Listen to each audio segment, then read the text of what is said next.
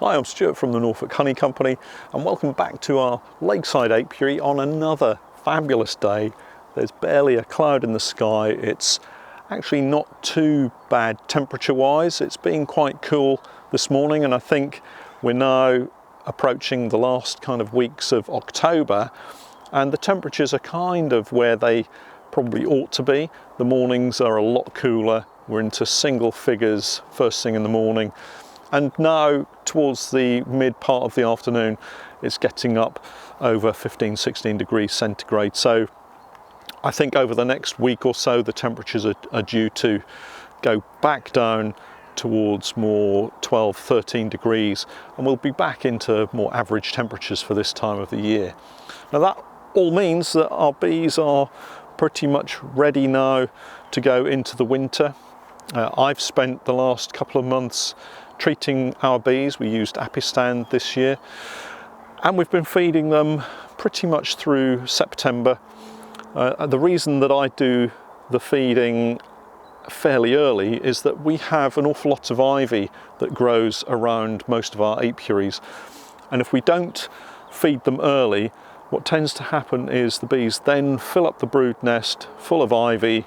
That granulates and goes particularly solid in the brood frames and can cause isolation problems with the bees and their cluster through the winter. So I try to feed them as full in the brood nest as I can with sugar syrup, and then hopefully when the ivy then comes into flower, it either mixes with that sugar syrup or there's not quite so much room for the bees to fill the outer frames, so they put it more towards the center of the cluster and therefore use it in the early part of the winter rather than allowing it to granulate and go hard for the latter stages of the winter when they need access to more liquid food.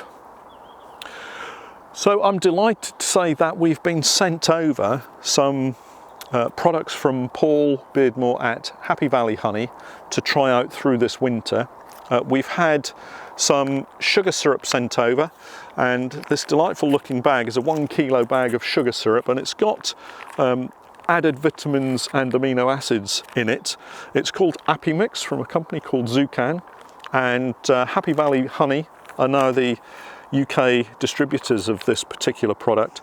And we've been feeding this into some of our colonies over the last 3 or 4 weeks just to top up the feed with the normal sugar syrup that we feed them. And it's going to be interesting to see how they progress through the winter. I'm hoping that the addition of the vitamins and the amino acids is going to mean that our bees are going to be stronger going into the winter, that they're going to be healthier, and that it's going to help them as they go through the winter to fight off those kind of winter bugs that perhaps they might get. So in terms of the composition of the Apimix, it's a high fructose syrup, and when I first used it, it seemed as though it was a very liquid syrup. I was quite concerned because the heavy sugar syrup that we normally feed our bees is a lot more viscous, it's a lot thicker than this particular syrup, but it wasn't until I checked the composition that I realized that it's actually around 44-45% fructose, and having talked to Paul at Happy Valley Honey, I think that that's why it has this more liquid form. It's available in these 1 kilo bags. You can also get it in the 14 kilo jerry can that we've got here, and that's what we've been using on some of the bees in the large feeders. But one of the very useful things about these smaller packets is that you can just pop 1 or 2 very small holes in the packet, and those of you that have watched our Patreon videos will have seen me using these earlier this month. If you put 1 or 2 small holes in it, I used the uncapping fork just to pierce the plastic. When it's sat on the crown board of the nuke, it fits quite nicely. The bees can come up, walk across the top of the plastic, and just having bees walking on it allows some of that syrup to then ooze through the holes, and the bees can feed on it quite adequately. One of the problems I have with my nukes is that my homemade nukes don't have a custom feeder to them, and they're not wide enough to take a larger bucket feeder. So this allows me to get a kilo of sugar syrup into them without any problem. I did run into one issue. I tried to cut a small hole in the top of the plastic to allow the bees easier access into the bag, but what happened was, because it's a clear bag, the bees got stuck in the bag and unfortunately several of them died.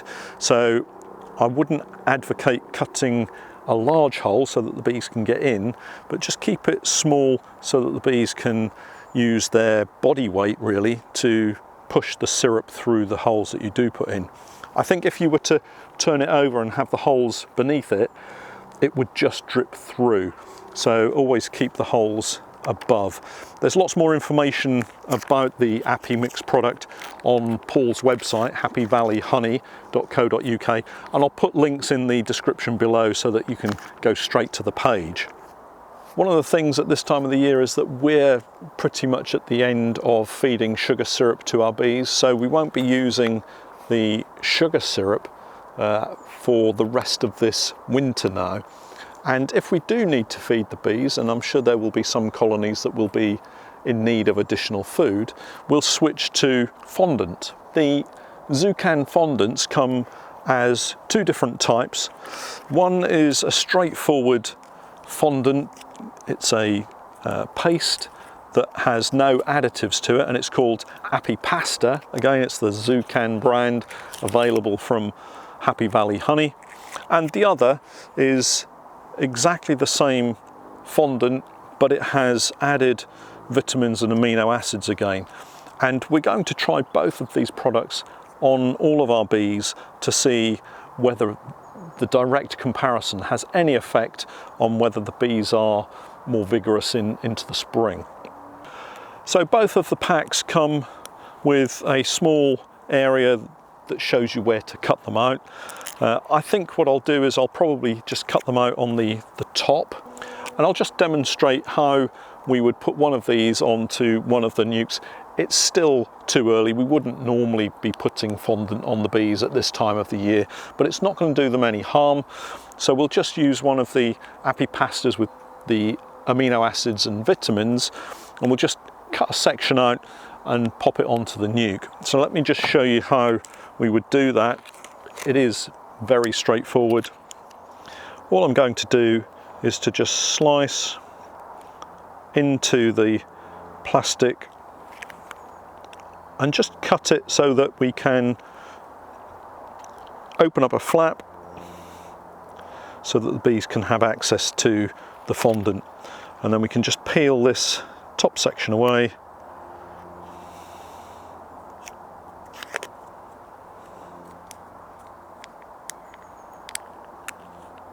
And then we've got the fondant exposed. And if you leave it in the bag, it will prevent the rest of the fondant from going hard and the bees not being able to use it.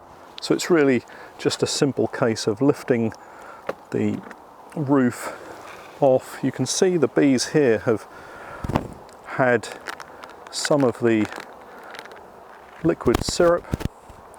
All we have to do is to just gently give them the fondant. The rest of the bees will just fly back into the entrance. We'll just brush them off, and then they'll go into the main entrance. And we'll take another look at the bees in a few weeks' time and see whether they've actually taken any of that fondant down. So this is the packet of sugar syrup that we've just taken off that nuke, and you can see that they've cleaned it out completely.